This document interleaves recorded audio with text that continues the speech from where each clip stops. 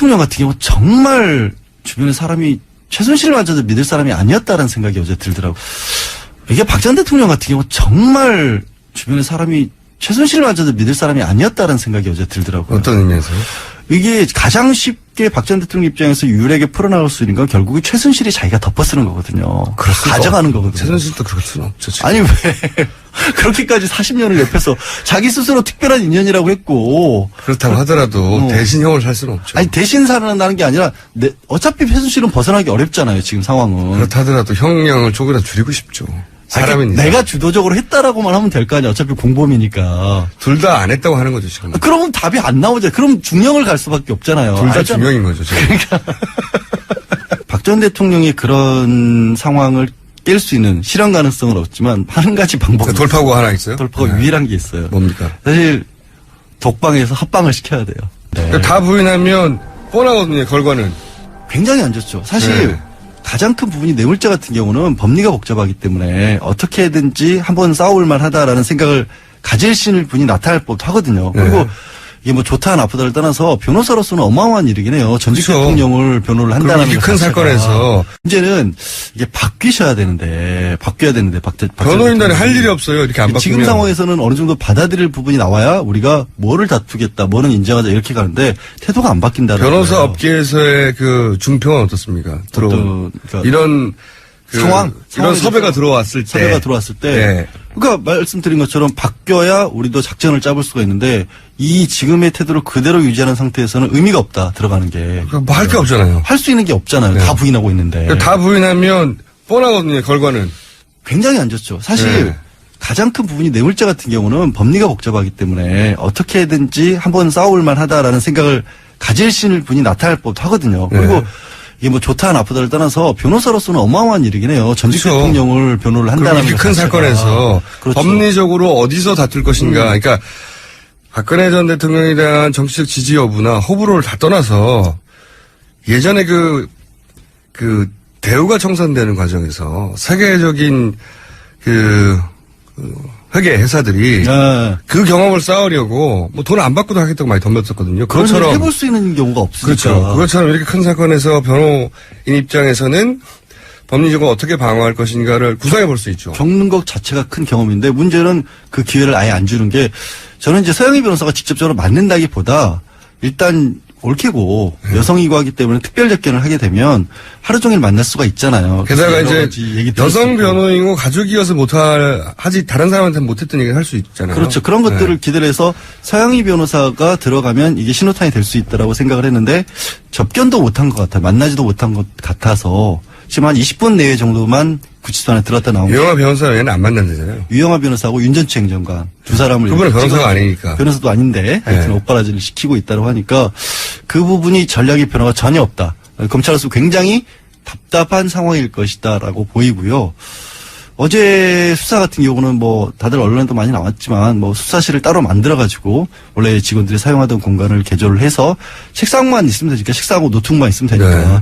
한홍재 부장검사 들어갔고 여성 수사관 한 명 들어갔고 보조하는 검사 들어갔고 얘기 드린 대로 유영아 변호사만 옆에서 앉아서 대동을 예. 했다라고 해요. 근데 이 부분도 문제가 그런 부분을 조금 헷갈리시는 것 같아요. 그 변호사를 9명을 선임을 했다라고 하니까 9명이 굉장히 많이 선임한 거는 맞아요. 예. 근데 보통의 경우 큰 사건은 팀 단위로 선임을 하는 거거든요. 그렇죠. 사실은. 맞습니다. 그러니까 유명한 변호사라고 하는 사람이 혼자 다를 일을 하는 게 아니라 변호사 혼자 절대 커버할 수가 없죠. 그렇죠. 네. 그 사람이 있고 뭐 법리 검토하는 밑에 보조하는 변호사가 있고 판례들을 찾아본다거나 아니면 사면들을 검토하거나 이렇게 팀 단위로 이루는데 그 전에도 이미 9명이 뿔뿔이 변론을 했던 것 같아요. 각자 제대로 회의도 안 되고. 저는 헌재 때도 그랬지만 헌재 때도 보면 헌재 참여했던 변호인으로 참여했던 분들이 의견이 갈리고 그렇죠. 마지막 최후 변론할 때 순서 가지고 다투고 그러잖아요. 그렇죠. 뭐 답변서를 이게 말이 안 되는 거거든요. 변호인단과 함께 일해본 적이 있는 피의자라면. 피의자라면. 예. 전문 피의자로서 제가 지난 몇 년간, 6년 가까이. 이게 얼마나 중요한 일인지. 그러니까요. 알고 6년, 있잖아요. 7년 가까이 피의자를 계속 이명박 대통령, 박근혜 대통령 하에서 해본 저로서는, 도저히 말이 안 되는 상황이다. 한 사람이 진두지휘를 하는 분이 딱 있고 그 밑에서 눈에 보이지 않지만 선임이 대선인구가 있고 움직이는 그런 경우죠. 선임이 있고 변호인단이 어떤 사안을 놓고, 왜냐면 변호인들마다 이런 각도에서 이걸 변호해야 된다. 다 의견이 다르니까요. 그렇죠. 그래서 일종의 집단지성을 이루어야 하는 게 큰 사건에서의 기본인데 그 기본이 안 돼 있다. 그러면서 역할을 분담하죠. 자, 좋다 그러면 선임이 당신은 이쪽 맞고 너는 이쪽 맞고 그러면서 쭉 갈라서 그럼 일사불란해야 되고 의견이 통일되고 한 방향으로 변호하지 않으면 안 되거든요. 당연하죠. 너무 당연한 건데 너무너무 당연한 건데 부분이 이루어지지 않고 있다. 그래서 결국에는 부인하는 쪽만 나오고 있기 때문에 이제는 사실 검찰이 역할이 좀 바뀐 것 같아요. 바뀌어야 할 것 같아요. 뭐냐면 그때도 말씀드렸죠. 변호사 가장 큰 업무가 당신이 지금 겪고 있는 사건이 이렇게 쉬운 게 아니다. 내지는 이 부분이 실제로 법적으로 문제가 된다. 이런 것들을 변호사가 먼저 납득을 시키고 아니 변호사가 납득을 못 시키고 있으니까 검찰이 납득시켜야 돼요. 그러니까 검찰이 납득을 시켜야 돼요. 검찰이 원래 변호인단이 하는 일인데 원래 변호인단이 해야 되는데 검찰이 납득을 시키고 공감을 하고 소통을 검찰이 박 전 대통령하고 해서 상황을 빨리 정리를 하지 않으면 이 부분이 굉장히 어려워질 수도 있어요. 게다가 문제는 어제 최순실이 처음으로 이제 형사재판 받았잖아요. 뇌물과 관련해서. 네. 이게 박 전 대통령 같은 경우 정말 주변에 사람이 최순실마저도 믿을 사람이 아니었다는 생각이 어제 들더라고요. 어떤 의미에서요? 이게 가장 쉽게 박 전 대통령 입장에서 유일하게 풀어나갈 수 있는 건 결국에 최순실이 자기가 덮어쓰는 거거든요. 가져가는 거거든요. 최순실도 그럴 수는 없죠. 지금. 아니 왜 그렇게까지 40년을 옆에서 자기 스스로 특별한 인연이라고 했고 그렇다고 하더라도 대신 형을 살 수는 없죠. 아니 대신 살아나는 게 아니라 어차피 최순실은 벗어나기 어렵잖아요. 지금 상황은. 그렇다 하더라도 형량을 조금이라도 줄이고 싶죠. 사람이니까. 내가 주도적으로 했다라고만 하면 될 거 아니야. 어차피 공범이니까. 둘 다 안 했다고 하는 거죠 지금. 그러면 답이 안 나오죠. 그럼 중형을 갈 수밖에 없잖아요. 둘 다 알잖아. 중형인 거죠 지금. 그러니까 딜레마인 거죠 지금. 그러니까 오늘 아침에 한 언론사에서 이제 안종범 수석의 56건 수첩 중에 두 번째로 뽑아냈던 39건 수첩을 입수를 해가지고 그 내용을 또 공개를 했더라고요. 네. 그걸 보면 안종범 수첩에 얼마만큼이나 박 전 대통령이 삼성도 그렇고 정말 빙상 승마 정유라와 관련된 부분을 정말 꼼꼼하게 적어놨더라고요. 실록이에요, 실록. 그러니까 네. 그게 결국에는 이재용 부회장의 영장을 그걸로 인해서 떨어졌다는 게 명확해 보이는데 똑같은 얘기가 박 전 대통령 그대로 적용될 수밖에 없거든요. 네. 그런 상황에서 왜 이렇게까지밖에 못 막느냐? 왜 안종범 수석 같은 경우 다른 재판에서 이미 다른 변호인들이 다 입술에 싹 봤을 거라고요. 유영하 그렇죠. 변호사도 알 거 아니에요. 왜 내가 화를 내고 있지? 그건 모르겠습니다. 이렇게 변호인으로서, 그러니까 소위 변호사로서 전문가적인 관점에서 봤을 때 너무 답답한 피의자인 거죠, 지금. 그렇죠. 네. 그래서 돌파구가 뭐 있을까? 지금까지는 제가 보기에는 없어요. 이렇게 해가지고는 어떻게 합니까? 그냥 제가 보기에는 검찰이 너무너무 유리한 상황이에요. 검찰이 기소한다고 반드시 죄가 되는 건 아니라는 말이죠. 그렇죠. 다퉈야 되는데 이렇게 전면 부인하면 사법부에서 검찰이 기소한 것에 대한 친밀성을 더욱 확고하게 만들어준다는 거죠. 이게. 다른 걸로 다투는 게 없으니까. 그러니까 네. 반대 증거가 나오는 것도 아니고 반대 법리가 나오는 것도 아니고. 주장밖에 없잖아요, 주장. 최순실이 나오는 게 그거죠.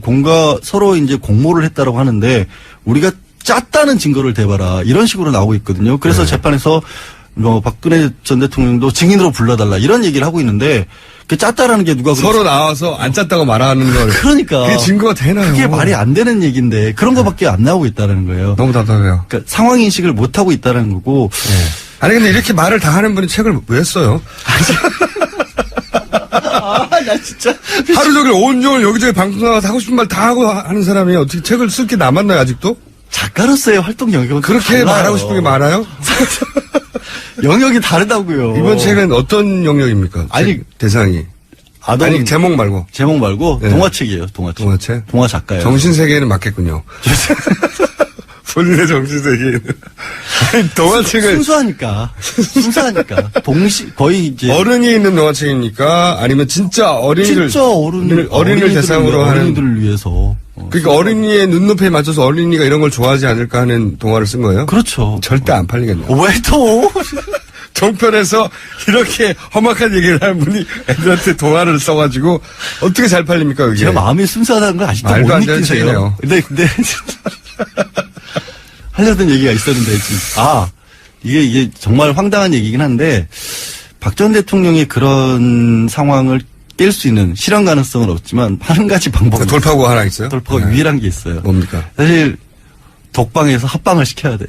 다른 사람들. 현실 세계로 현실 내려와라. 세계로 들어와야 돼요. 네. 그러니까 그 안에 있으면서 6명, 7명하고 있고 그렇게 되면 혼자만의 가둬져 있는 세계 있잖아요. 여태 뭐 그 주변 사람들에게도 진면목을 안 보이고 정말 가까운 인간적으로 탁 터놓고 자연인 대 자연인으로 이런 일이 벌어졌다고 말해줄 사람이 지금까지 단 한 명도 없는 것 같아요. 없죠. 예. 그러니까 그거를 깨지는 기회를 본인은 고통스러울지 모르지만 예. 그 방법만이 저는 사실 유일한 방법이고 인간적인 면에 있어서 가능성이 약 3% 정도 봅니다.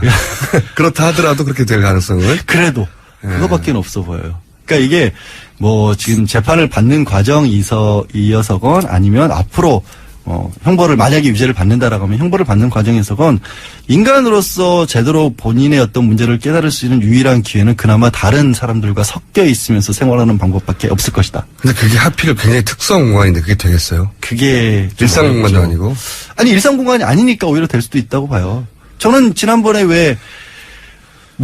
그 땅콩 회항 사건 때 네. 그 사람은 같이 있었잖아요. 네. 같이 있었으면서 생각보다 많은 걸 깨달았다. 얼마만큼이나 될지는 모르겠지만 그럴 수 있다고 그럴 봅니다. 수 있다라고 봐요. 근데 저는. 그 경우보다 더 극단적인 경우잖아요. 그분이야 물론 재벌이고 만나는 사람도 제약이 있었겠지만 인간적인 관계를 유지하고 있었을 거 아니에요. 다른 그렇죠. 사람들 어느 친구도 정도는. 있고. 근데 이 경우는 그것도 없는 거거든요.